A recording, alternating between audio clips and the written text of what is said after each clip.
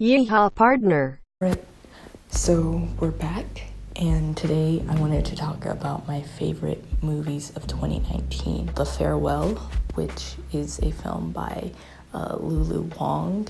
It's probably my favorite movie of the year. It's just like a really heartfelt story about like family, and also kind of about like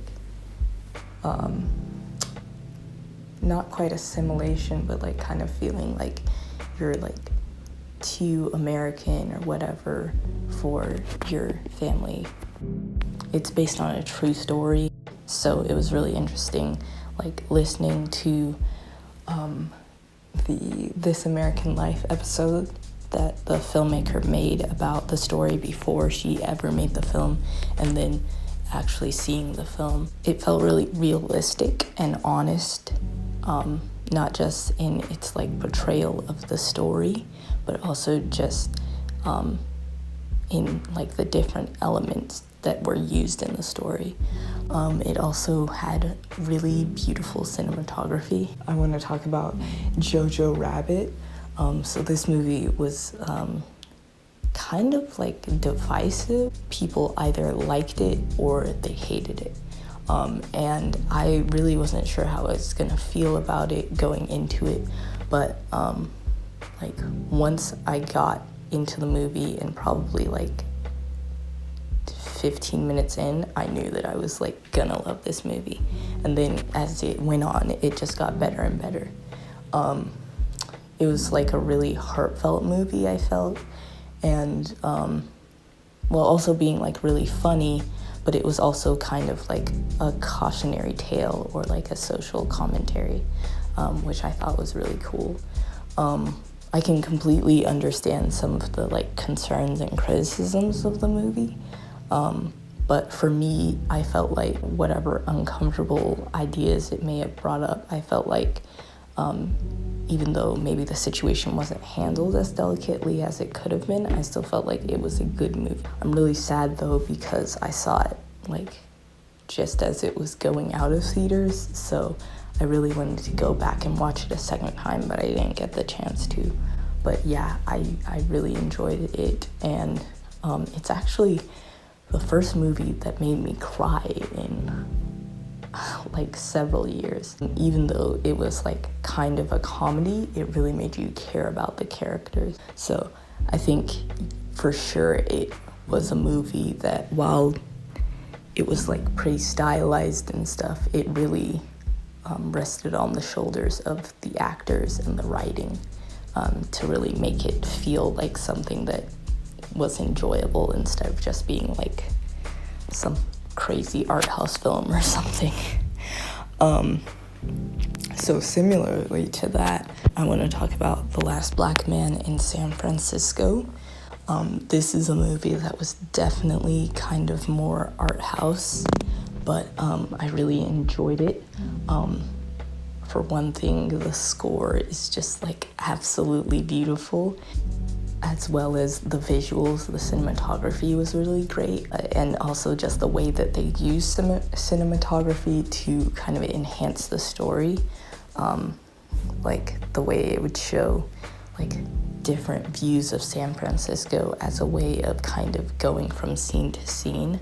It felt like the story kind of took a backseat to the visuals, which was not something that I was upset about, but that's just kind of like how the movie came off to me.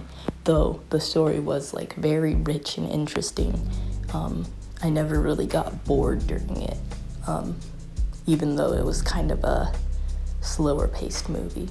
Knives Out. This is definitely the movie though that like I wouldn't want to say that I had problems with the movie, because I think that it was a really good movie, but it did like raise a lot of questions in my head. This was a movie that I really enjoyed. It was like a murder mystery, and I felt like Rian Johnson, the director, and I believe the writer as well, he really played into like the well-known tropes of that genre really well, while also kind of carving out his own space in it. Another thing that I really liked about it was it had really good like dialogue and writing overall. I really enjoyed that. And Anna de Armas' performance especially really blew me out of the water. I will say that it did kind of feel at times like the cast was a little bit wasted because it was an ensemble film with like so many different really great or well-known actors, and I never really felt like some of them got to kind of get their moment to shine. It was a really enjoyable film, though I did have like some qualms with it. Last but not least is probably the film that I enjoyed the writing in it the most, which is Little Women. Yeah, I mean, I went to see this movie twice, and I read the script, and like every time I went to see it, I had like a different reaction to stuff. Still a positive reaction, but just like I noticed different things. And then after reading the script, I was like, wow, like there was a whole other like third way of thinking about it that I had never even thought of. And so that was like, the writing in that movie is really amazing.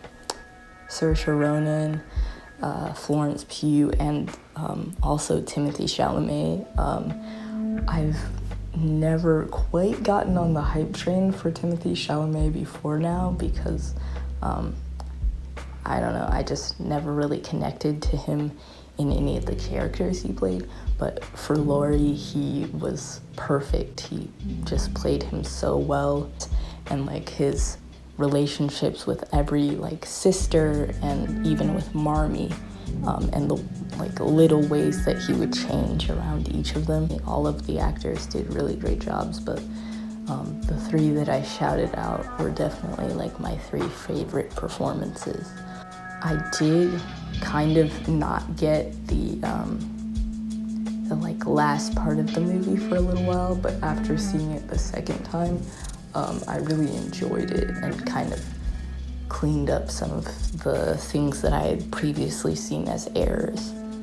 So yeah, those are my top 5 movies of the year. I had a great time seeing each and every one of them, and I would definitely recommend those if you're looking for a movie to watch.